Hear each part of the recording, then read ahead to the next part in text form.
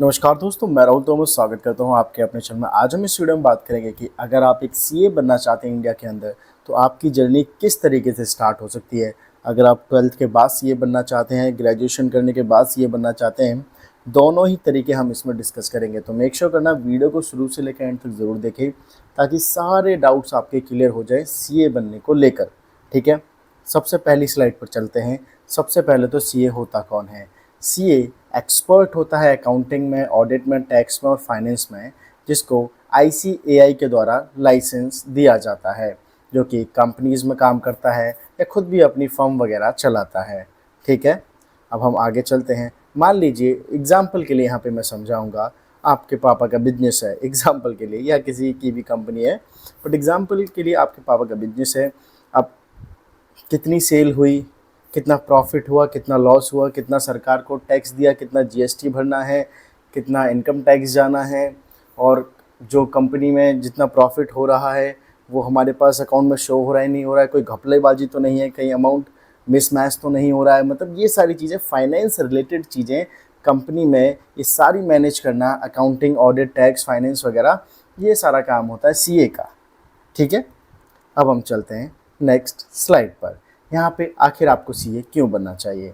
ये क्योंकि सीए एक हाई डिमांड मतलब करियर है, आप कह सकते हैं। बहुत ही अच्छी सैलरी मिलती है, एक बहुत ही अच्छा प्रोफेशन है और ग्लोबल अपॉर्चुनिटीज़ मिलती हैं। मतलब आप सीए करके एब्रॉड भी जा सकते हैं, बाहर भी जा सकते हैं। बात करें एलिजिबिलिटी आखिर होती क्या है सीए बनने की।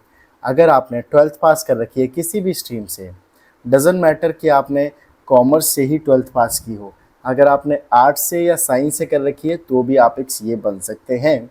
लेकिन ये होता है कि अगर आपने कॉमर्स से की है, तो जैसे कि आपने 11वीं और 12वीं 2 साल आपने फाइनेंस, अकाउंटिंग, इन सब चीज़ों को दिए हैं, तो जब आप आगे इन चीज़ों को पढ़ेंगे तो आपको समझने में आसानी होती है। लेकिन वहीं एक आर्ट्स स्टूडेंट या एक साइंस स्टूडेंट जब अकाउंटिंग या फाइनेंस में आता है सीए बनने के लिए, तो उसे थोड़ी सी कठिनाई हो सकती है। लेकिन 12वीं में अगर आपने कॉमर्स ली है तो भी अप्लाई कर सकते हैं, तो भी सीए बन सकते हैं मतलब। और अगर आर्ट्स लिए, साइंस लिए, तो भी बन सकते हैं, उसमें कोई भी दिक्कत नहीं होने वाली। और अगर ग्रेजुएट होते हैं तो डायरेक्ट एंट्री भी होती है इसमें, वो आगे आपको समझ में आएगा, मैं वीडियो में आगे बताऊंगा। इसमें कोई भी अपर लिमिट नहीं होती है इसकी,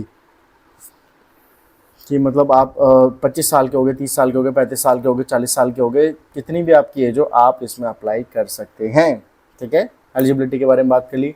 अब आखिर रोड मैप क्या होता है। अगर आप 12वीं के बाद ही सीए बनने की प्लानिंग या सीए बनने का अपना रूट, अपना करियर स्टार्ट करना चाहते हैं, तो यहाँ पे 12th आपने की, फिर एक सीए फाउंडेशन होता है, उसके लिए आपको रजिस्ट्रेशन करना होता है। वो आप रजिस्ट्रेशन करते हैं, उसकी पढ़ाई होती है, जो भी उसके सब्जेक्ट्स वगैरह होते हैं, फिर उसका पेपर होता है। फिर फाउंडेशन जब आप क्लियर कर लेते हैं तो होता है सीए इंटरमीडिएट होता है। ठीक है, उसकी भी पढ़ाई वगैरह होती है, उसका आप एग्ज़ाम देते हैं, वो क्लियर कर लेते हैं। फिर आपकी 2 साल की आर्टिकलशिप होती है। मतलब इसमें कि आपको एक्सपीरियंस, मतलब जैसे जो मेन काम कंपनीज़ में हो रहा होता है वो एक्सपीरियंस आपको मिलता है यहाँ पर। फिर उसके बाद आपका यहाँ पे सीए फाइनल का एग्ज़ाम होता है। अगर आप वो भी निकाल लेते हैं तो फिर आप एक सीए बन जाते हैं। लेकिन फाइनल पेपर निकाल लिया, आप सीए बन गए, तब भी आप अपने नाम के आगे सीए नहीं लगा सकते हैं। आपको आईसीएआई के द्वारा मेंबरशिप लेनी पड़ती है। ये ऑर्गेनाइजेशन होती है, इसके थ्रू आपको मेंबरशिप लेनी होगी, तब आपको मिलेगा एक नाम, एक अथॉरिटी मिलेगी कि आप एज अ सीए अपने नाम के आगे लगा सकते हैं और किसी भी कंपनी में एज अ सीए आप काम कर सकते हैं। फाइनल निकालना, आप एक सीए बन चुके हैं, लेकिन प्रॉपर ऑथराइज्ड सीए नहीं बने जब तक आप आईसीएआई की मेंबरशिप नहीं लेंगे। ठीक है, मैंने आपको बता दिया। अब अगर इसमें क्या होता है कि अगर आपने ग्रेजुएशन के बाद सीए बनने का सोच रहे हैं, तो आपको फाउंडेशन के लिए रजिस्ट्रेशन करने की ज़रूरत नहीं पड़ती। आप डायरेक्टली, एक सेकेंड, इंटरमीडिएट के लिए रजिस्टर करते हैं, उसका एग्ज़ाम निकालते हैं, अगर उसमें पास हो जाते हैं तो फिर आर्टिकलशिप होती है 2 साल की, फाइनल, मतलब पूरा प्रोसेस सेम होता है। 12वीं के बाद करेंगे तो फाउंडेशन के लिए रजिस्ट्रेशन करना है। अगर ग्रेजुएशन के बाद करते हैं तो फाउंडेशन स्किप करके यहाँ पे इंटरमीडिएट के लिए आपको रजिस्ट्रेशन करना होता है। अब बात करते हैं सीए फाउंडेशन में आखिर होता क्या है। 4 पेपर होते हैं, accounting, business laws, quantitative aptitude, business economics. ये सारे सब्जेक्ट्स आपके होते हैं फाउंडेशन में। पढ़ेंगे, एग्ज़ाम होगा, फिर आपको वो पास करना होता है, तभी आप सीए इंटरमीडिएट के लिए अप्लाई कर सकते हैं। ठीक है, फाउंडेशन टिप्स के बारे में बात करें तो 4 से 6 घंटे आपको पढ़ना चाहिए। Solve RTPs and mock test, मतलब जो पिछले साल के पेपर्स हैं उन सबको आप सॉल्व कीजिए, मॉक टेस्ट लगाइए, रिवाइज रेगुलरली, ये और यहाँ पर टिप्स दी गई हैं। सीए इंटरमीडिएट की अगर हम बात करें तो ये ग्रुप 1 और ग्रुप 2 में होता है। Accounting, law, taxation, costing, audit, FM, SM, ये सारी चीज़ें आपको पढ़नी होती हैं, जिसके बाद आपका एग्ज़ाम होता है। अगर आप उसे पास कर लेते तो सीए इंटरमीडिएट भी आपका क्लियर हो जाता है। उसके बाद आती है आर्टिकलशिप, जो कि मैंने बताई 2 साल की होती है। इसे कहते हैं 2 इयर्स प्रैक्टिकल ट्रेनिंग, जहाँ पे आपको रियल में कंपनी के अंदर ऑडिट कैसे काम करता है, जीएसटी क्या है, इनकम टैक्स किस तरीके से फिल होता है, अकाउंटिंग किस तरीके से होती है, क्लाइंट हैंडलिंग आपको सिखाई जाती है। ये सारी चीज़ें आर्टिकलशिप के अंदर आती हैं, जो कि 2 साल की एक प्रैक्टिकल ट्रेनिंग होती है।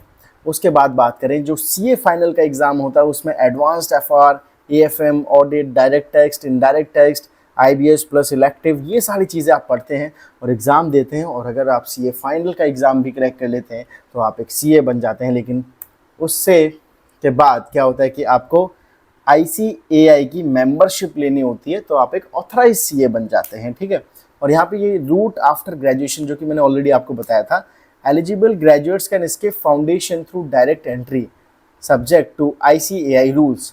जो भी आईसीएआई के रूल्स हैं उसके अकॉर्डिंगली जो ग्रेजुएट्स हैं वो फाउंडेशन को स्किप करके डायरेक्टली इंटरमीडिएट कर सकते हैं। बात करें अप्रॉक्स फीस क्या होती है, फाउंडेशन में कम से कम 10,000 रुपये की फ़ीस होती है आपकी, इंटरमीडिएट की 20,000 की फ़ीस होती है, फाइनल की 22,000 की फ़ीस होती है। और अगर आप कोचिंग वगैरह लगाते हैं, सेल्फ स्टडी नहीं करते हैं, तो यहाँ पे कोचिंग एक्स्ट्रा, वो तो आप पे डिपेंड करेगा, आप कितनी अच्छी कोचिंग, कितनी छोटी कोचिंग, कितनी बड़ी कोचिंग में जाते हैं, वो आप पे डिपेंड करेगा। तो ये कुछ फाउंडेशन का 10,000, इंटरमीडिएट का लगभग 20,000, फाइनल का 22,000, ये सारे अप्रॉक्स अमाउंट है कि इसके लगभग ही अमाउंट लगता है। टाइम रिक्वायर्ड क्या होता है, अगर आप 12th के बाद अप्लाई करते हैं तो 4.5 से 5 साल आपको लग जाते हैं। लेकिन अगर आप जस्ट आफ्टर ग्रेजुएशन करते हैं तो 3 से 3.5 साल आपको लगते हैं ये करने में। ठीक है, अब हम बात करेंगे पासिंग रूल क्या होता है। 40% आपको हर एक पेपर में लाने होते हैं, लेकिन सबका एवरेज निकाल के कम से कम 50% होना चाहिए। ठीक है, स्किल्स क्या है, discipline, consistency, accounting, communication, excel, analytical thinking, ये सारी स्किल्स आपके पास होनी चाहिए सीए बनने के लिए। और यहाँ पे सैलरी एज अ फ्रेशर आप एक्सपेक्ट कर सकते हैं कंपनीज़ में 8 से 15 लाख तक, लेकिन कंपनी टू कंपनी डिपेंड भी करता है। ये ज़्यादा भी हो सकती है और मे भी शायद कम हो। वैसे 8 लाख से सीए की सैलरी तो कम नहीं होगी, ज़्यादा हो सकती है। ठीक है, एक्सपीरियंस को 20 लाख से भी ज़्यादा सैलरी मिलती है। जैसे कि अभी मैं जिस कंपनी में काम करता हूँ वहाँ पे एक सीएफओ आए थे, मतलब सीए से भी ऊपर होते हैं सीएफओ, जो सीए काम करते हैं वो एक्सपीरियंस लेके जब सीएफओ बन जाते हैं तो उनकी सैलरी थी 40 लाख पर एनम की। ठीक है, तो कुछ डिपेंड करता है कंपनी टू कंपनी, आपके एक्सपीरियंस पे, आपकी स्किल्स पर, इन सारी चीज़ों पे डिपेंड करता है। और करियर ऑप्शंस, ऑडिट में, टैक्स में, बैंकिंग, फाइनेंस में, इन्वेस्टमेंट बैंकिंग में, देखिए जो मैंने अभी बताया था सीएफओ, मतलब आप सीएफओ भी बन सकते हैं इसके बाद जब आपका एक्सपीरियंस हो जाता है। तो सीएफओ एक टॉप पोजीशन होती है जो कि पूरी कंपनी का फाइनेंस वगैरह सारी चीज़ें संभालता है। ठीक है, स्टार्टअप, ओन फर्म, अपनी खुद की फर्म भी चालू कर सकते हैं, जैसे कि सीए फर्म्स होती हैं। ठीक है, उसके बाद टॉप रिक्रूटर्स, आप जब सीए बन जाएंगे तो बिग 4 जो बड़ी बड़ी कंपनीज़ हैं हमारी इंडिया की, या जो बैंक्स हैं, एमएनसीज़ हैं, कंसल्टिंग फर्म्स हैं, पीएसयूज़ हैं, उनमें काम कर सकते हैं आप। प्रोज क्या है, कॉन्स क्या है, मतलब अच्छाइयाँ क्या है और बुराइयाँ क्या हैं। अच्छाइयाँ ये हैं कि रिस्पेक्ट मिलती है, इनकम बहुत ज़्यादा अच्छी होती है, ग्रोथ भी बहुत ज़्यादा अच्छी होती है। कॉन्स की बात करें तो कॉन्स, ये कॉन्स नहीं माने जाएँ, क्योंकि इसमें बस यही है कि ये टफ एग्ज़ाम होता है और थोड़ी सी लंबी प्रेपरेशन होती है इसकी।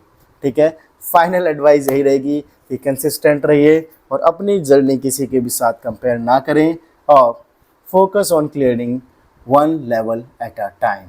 ठीक है, आई होप मैंने सारे डाउट आपके क्लियर कर दिए होंगे कि सीए किस तरीके से आप बन सकते हैं। कोई भी डाउट अगर रह गया है मन में तो कमेंट बॉक्स में कमेंट करके ज़रूर पूछें, उसका जवाब आपको ज़रूर दिया जाएगा। मिलते हैं किसी नई वीडियो में, तब तक के लिए जय हिंद दोस्तों।